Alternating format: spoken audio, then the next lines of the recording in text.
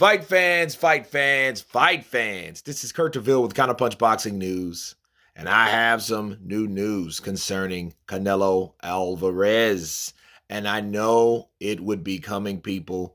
The Ldbc, they are now starting with the new narratives, and let's do some counterpunching. First off, the general over here, 78 Sports TV. And as soon as Canelo Alvarez was announced the loser with the loss, here we go. Okay. As of 3 hours ago, cherry picking gone wrong for Canelo Alvarez with a question mark.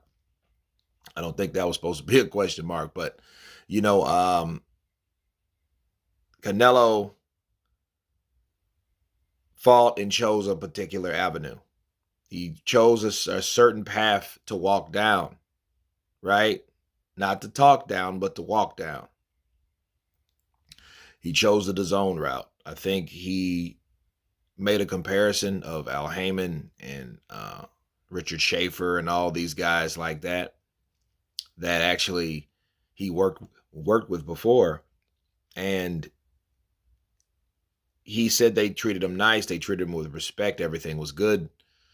But then I think because he was on the DAZN platform, which, I think he liked it better. I think he liked the idea of working with Eddie. I think a lot of factors were taken into consideration when he decided to go back to DAZN on that platform. And I feel that Canelo Alvarez did fight some tough opponents. Now, I did scratch my head on the Gennady Golovkin fight, but that's something that DAZN wanted. That was a DAZN call. It wasn't a Canelo Alvarez preference, because had it been a preference, he would have fought him for the third time already.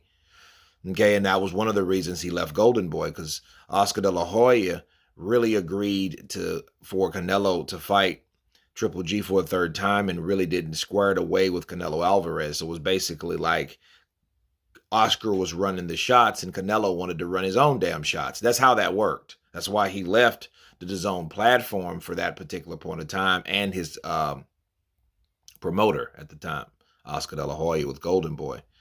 And the cherry picking goes wrong if you guys don't know what's going on, Tom Brown came out and said, hey, we offered him 55 for Spence, 55 million, 45 for Jermell Charlo. Okay. So, or David Benavidez. So that would have been an avenue that he had. He had that choice. And a lot of people thought that he was ducking David Benavidez.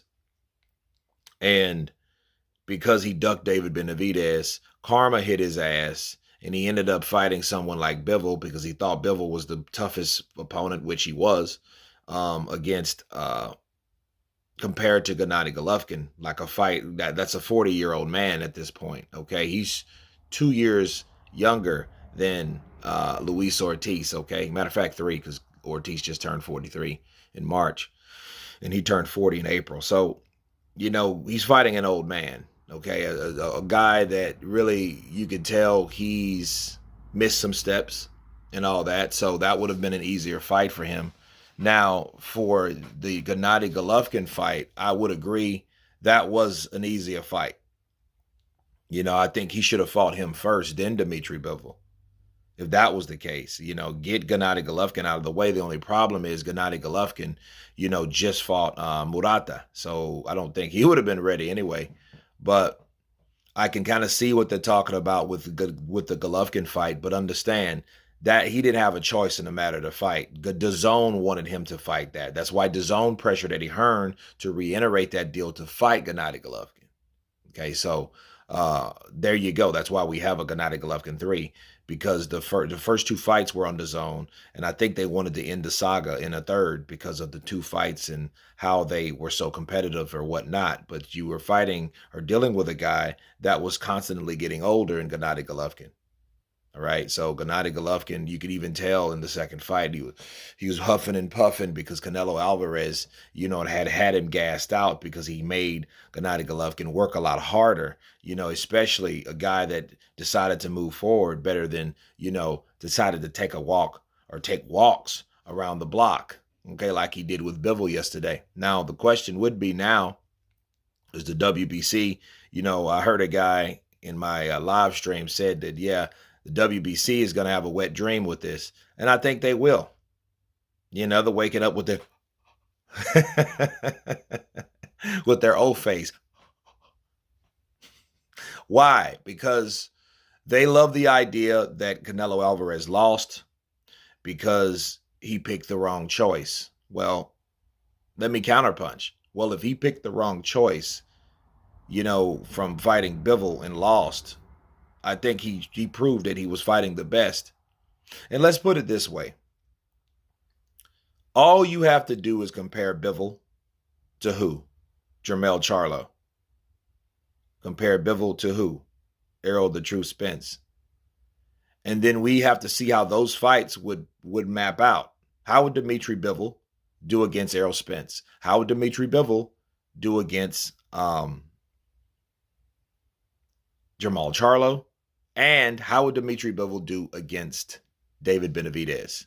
Now, I think that would be one hell of a fight. I would love to see fights like that because, because it's crazy. It's like everybody is willing to fight a guy regardless of what platform when it comes to one particular guy, but not all fighters. So we don't have an all-access, all-out brawl or all-access opportunity for fighters to fight each other. Okay, but Bivol is no pushover. He was undefeated. He was champion. It was at 175. So what do you do? Like, what do you really do at that point?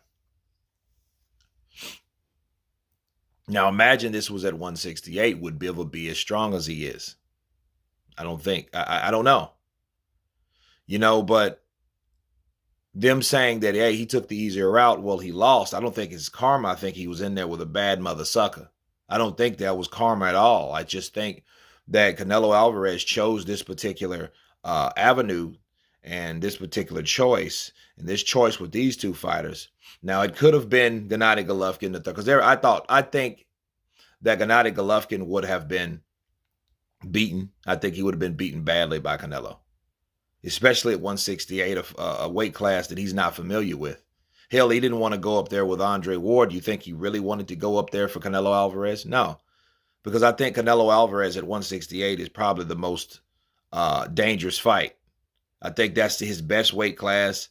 He's too short to really move up. You can tell the power really wasn't, it was there, but it wasn't there like it was at 168 for the fighters at 168. Okay?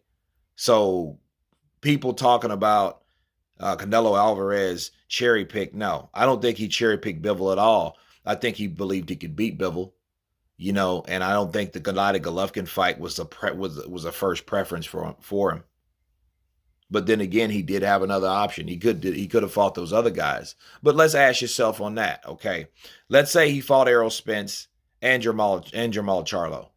What chances would you give Jermall Charlo and Errol Spence? Errol Spence had a better chance being a smaller fighter than Jermall Charlo. Let's just keep it a buck. He did. He had a better chance because he's a better fighter.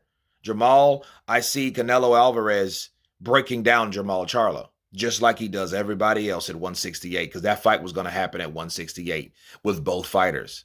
And would it have been fair for Errol Spence to go all the way to 168 to fight Canelo? Because that's what Canelo would have demanded of Errol Spence. See, before we talk about what Canelo chose, is what Canelo has the disposal, what he has at his disposal. He has choices. He has demands. So if he did choose to fight those guys, it wouldn't be like they think it's going to be. Now, Jermall Charlo, I think he would have moved up, but I don't know how Jermall Charlo would have performed at 168. But I can guarantee you that fight between Canelo Alvarez and Jermall Charlo and that fight between Canelo Alvarez and Errol Spence, I think would have been easier fights than a big-ass Bivol at 175 that's never been defeated, that's the champion. Two-time amateur champion. I don't think that was a cherry pick at all. I think one fight was definitely not a cherry pick because we can see it wasn't. But I think the Gennady Golovkin fight was the easy slope of that fight. Now maybe he thought about those two and put them together. I don't know, but I know this: Canelo Alvarez didn't cherry pick Bivol. Okay, he knew what it was. I think he kind of overlooked him, talking about everybody else, keeping Usyk's name in his mouth and stuff like that, right? But at the end of the day, I don't think that he chose those guys, or that guy rather, because he thought that he was an easy pick'em or a cherry pick. But anyway, you guys tell me what you think of the Ldbc attacking Canelo Alvarez full force. Tell me what you think. Please subscribe. And you guys been Counterpunch. Peace.